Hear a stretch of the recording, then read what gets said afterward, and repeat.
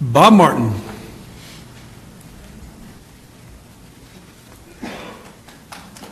Mr. Chairman, members of the committee, for the record, my name is Bob Martin. I'm president of the Homeowner Taxpayer Association of Bexar County. Today we have submitted two proposed charter revisions. The first is regarding term limits. We believe terms should be brought back and limited to two-year terms. Now, I understand this committee is currently considering four-year terms. If terms are changed to 4 years, problems will surely arise. For example, we just had a council member who was recently found passed out on a bench in front of City Hall, and with 4-year terms, this individual could still be qualified to serve in office. A charter referendum led by then HTA President Mr. C.A. Stubbs limited terms to two-year terms, and it was passed by voters in 1990. Before term limits, we essentially had a permanent city council.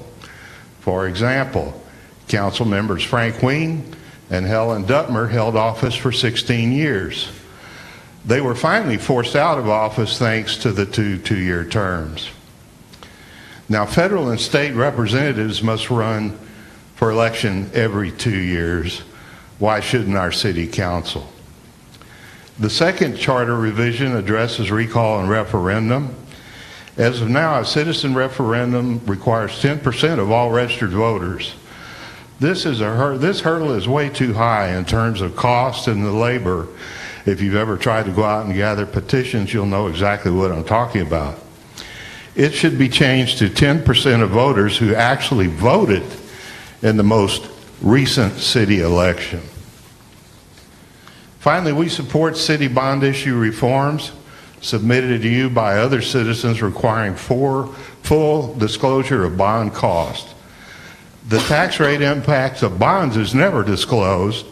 Instead, citizens are only told there will be no tax increase and never as to how much tax rates could be lowered if the bonds do not pass.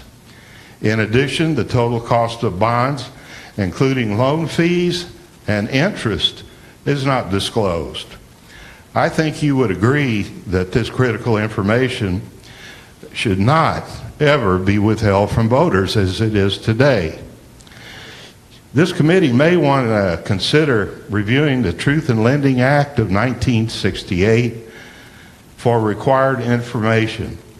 It is designed to promote the informed use of credit, which we are when a bond issues up. We're actually the co-signers on the note by requiring full disclosure of all loan terms and costs. Thank you very much. Thank you, Bob.